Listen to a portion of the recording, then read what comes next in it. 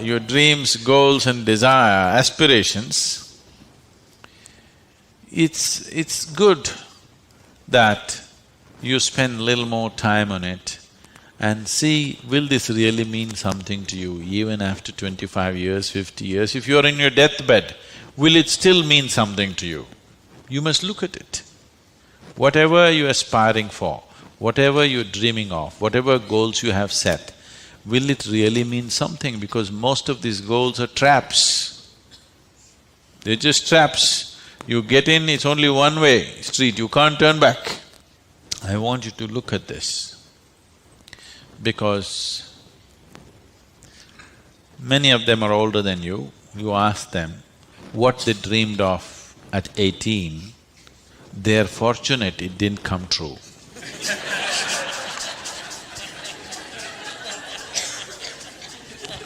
Yes or no? If everything that you desired and dreamed came true in your life, could you live with it? Fortunately, many of those things got filtered and never came true, isn't it?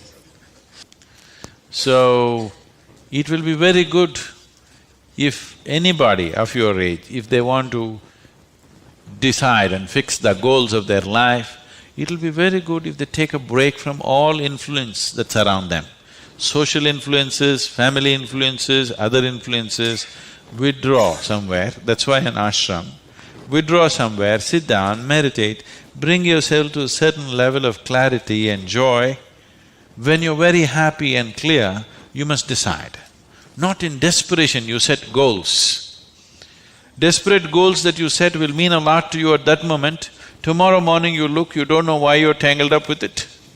So, it'll be good. If you're fixing your life, it's best that you do it when you're very, very peaceful, happy and clear-headed, isn't it? Not influenced by anything around you, simply by yourself. Sit and decide what is it that you really want to become in your life. What is it that will be of enduring value for you, not for somebody else, for you. And you don't have to build a personality for that, you strive for that. The necessary persona will come. You must understand what a personality is. The word personality comes from the word persona. Persona means in Greek or in Latin, I'm sorry, is a mask. This is a mask that they used to use in old theaters. Now, the same people will be playing many roles. Let's say Ramayana is happening. You have to play Rama's role also and Sita's role also and Lakshman's role also. For everything there's one mask. You hold this mask and speak like Rama, keep it down. Hold this mask and speak like Sita, keep it down. Hold this and speak like Hanuman and keep it down. This is how the plays were done. So it is those masks which were referred to as persona. So personality means you held a mask and mask got stuck to your face. You couldn't pull it out. That means you have a personality. Personality is something that people are trying to develop because they have no sense of being. Instead of the real thing, you're trying to concretize the fake thing. If you are in touch with your being, why do you want a personality? It's not necessary. You can be a different kind of personality in different places. You are actually already. Or are you stuck with one personality? Some people are. People who are simplistic in their head have only one personality. Others have different personalities in different areas of life, isn't it? If you had seen me before like 1999, that is before the consecration of Dhyanalinga, I was a completely different kind of person, okay? To such an extent, everything about me was so different. Well before that things happened that was beyond me, but this was conscious. At that time I was single-minded towards a certain purpose, I was in a certain way. So after… I never thought I will live beyond that. but somehow things happened. Then I thought, okay, now that the work is over, let me change my personality completely. To fulfill that, I had acquired a certain kind of personality. And now that it's over, I thought, let me change it. And I told people around me, see, I'm going to change my personality. Don't be shocked, I'm still the same guy.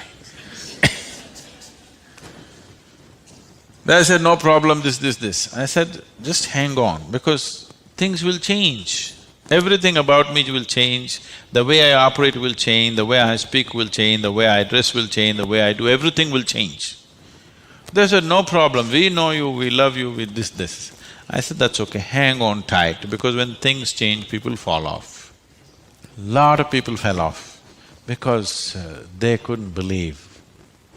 Where is that person that they knew? That person just evaporated, you know This is a new person, they can't identify with this new person. I told them and changed. In spite of that, they fell off. So many of them. So many of them who were very dear to me and very close to me, they fell away because I changed so dramatically. And I told them I'm going to change because one phase of work is over, now it's time to change my personality. The way I look, the way I dress, the way I speak, the very way I am, everything about me. I even changed what food I like. I changed my personality, so I thought I'll change my food also. So personality is something that you have taken on, but you have become so unconscious about it that you think it's for real. You're asking how to develop, that means you're making it up, right? Another word for developing is making up, isn't it? You're making it up. Make it up whichever way is suitable for your kind of activity, but you must be able to keep it down. If it gets stuck to your face, then it becomes misery. Then all suffering will come to you. You can take on any kind of personality, but when you want to keep it down, you must be able to keep it down. There was a sage. He was so wise. People went to him and crowds gathered. Then the king went to him and the king saw such a wise man should be in his court. So he told the sage, you must come and become my chief minister, because a wise man like you shouldn't go waste sitting under a tree. You must be useful for the people. The sage said, see, that's fine, but I have a condition. You must give me a room in your palace where I will spend every day 1 hour.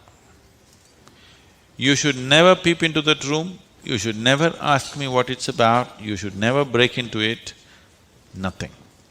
This room should be left unexplored by yourself, your servants, your secret agents and everybody. King thought, that's not a problem. What's the problem with me? You want your room, why do I want to look into your room? Take it.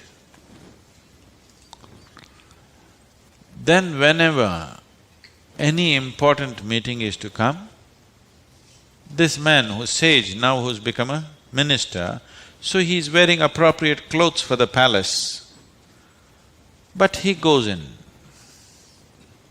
to this room and locks himself for 1 hour and comes out. A few months and years passed, but then after that, king's curiosity, it even got us to Mars. He wants to know what the hell is he doing inside. So rumor started all around, oh, he's doing something, he's got somebody inside, maybe he's an enemy agent, he suddenly landed here, what is he doing there, what is he doing there? Everybody, the whole palace started buzzing around with what is he doing in this room. Everybody wants to see what's in the room, but it's always locked, he goes in, spends time there and comes out. Especially when something important is to be done, he goes in. All kinds of rumors happened. So, One day, king couldn't hold it. King asked this man, "I want to see what's in that room." He said, "Well, there's a promise you've given me. If you break the promise, I will leave." So he contained it. He doesn't want to lose the man. He's too wise. And then his other courtiers started talking, "How can you allow this? We don't know what's happening inside. It could be dangerous, it could be this, it could be that." One day when he was not there, they broke open the door and went inside. They looked around, the room is empty, no furniture, no nothing, just empty room. They looked, nothing. Then what does he do here? Then in one corner they saw very, worn out clothing hanging there and a begging bowl. They went. They couldn't make out what this is. Then he came in. He said, "Well, you wanted to see, you have seen." The king asked, "What do you do here?" He said, "Whenever I want to make any important decision, I come here, wear my worn-out clothes and sit with a begging bowl clearly, that I don't want to be caught up with all the things of the palace. I want my wisdom not to be lost in these clothes and in this jewelry and in this stuff. So I come here, wear those clothes, sit with my begging bowl, make the decisions and then come out. Now you've broken the promise," and he left. So, this is what meditation is for you. Every day when you sit, you strip yourself down. You don't have to do anything about it. If you sit there simply, see, anything that's made up needs constant support from you, isn't it? See, suppose you tell a lie. It needs constant support to keep it up, isn't it? But if something is true, you can even forget it, but it's still there, isn't it? You understand what I'm saying? If something is true, even if you forget it, it's still there, no problem. But if it's a lie, you have to keep it up. Your personality is a lie. Your being, your existence is the truth. You don't have to keep this up. This will be anywhere there. What you make up for the sake of the society, to function in the society, you need a certain kind of makeup. You must be able to keep it down. If you're going to bed fully made up, then something wrong with you.